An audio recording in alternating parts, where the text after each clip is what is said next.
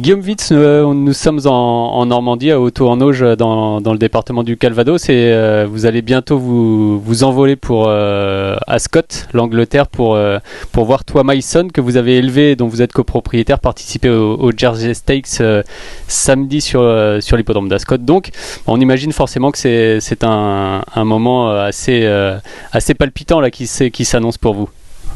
Oui, en effet, oui, c'est super excitant, surtout que c'est une des premières juments qu'on avait achetées un petit peu sous le label Normandie Breeding avec mon épouse.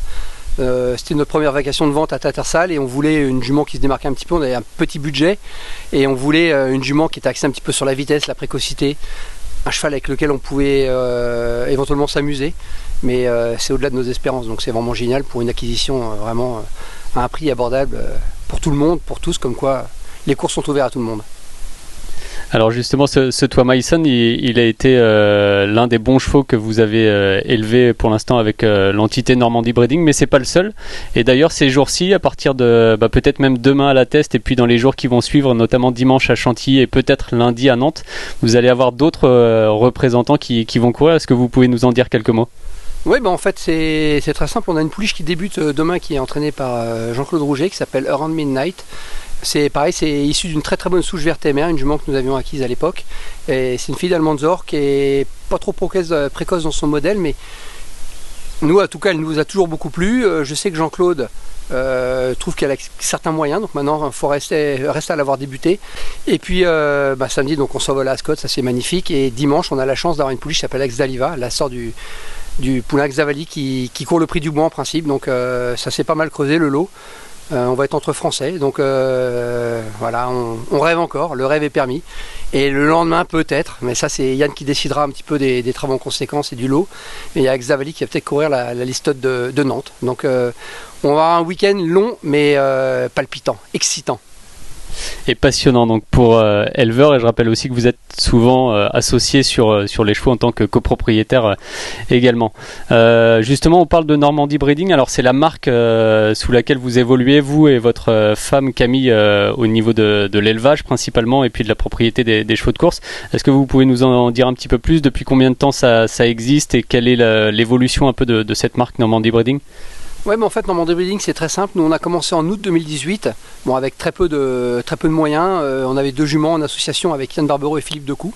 On a eu la chance d'avoir 2 très bons chevaux tout de suite, à savoir Axdavali et By the Way, oui, en l'occurrence, et son frère Go Atletico. Et Axdavali et Go Atletico nous ont fait briller au plus haut niveau. On a eu la chance de courir à la Breeders' Cup, ce qui était magnifique. Et nous, notre objectif, notre but surtout, c'est de faire partager un petit peu notre passion de l'élevage, entre autres, et des courses.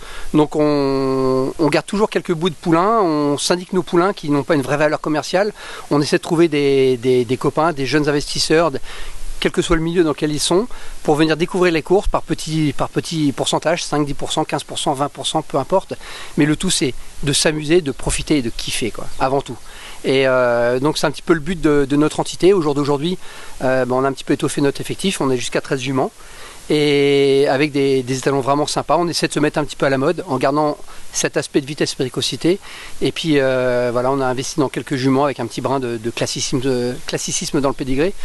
Et on rêve. En fait, on ne fait que rêver. Et pour l'instant, c'est au-delà de nos espérances, donc pourvu que ça dure. Dernière question, on parlait du rêve, vous en avez vécu un, alors en partie quand vous êtes envolé, pas du côté d'Ascot cette fois, mais il y a quelques mois de cela, c'était du côté des États-Unis, puisque Go Atletico vous a fait vivre la Breeders' Cup en tant qu'acteur, concrètement, en tant que propriétaire et éleveur. Ah, ça c'était le Graal absolu. C'est ce que je disais à un ami il n'y a pas très longtemps. Je disais le Graal des courses américaines c'est la Breeders' Cup, le Graal des courses américaines c'est Royal Ascot. Et on a cette chance en 4 ans de temps de vivre les deux. Certes on n'a pas gagné, mais peu importe.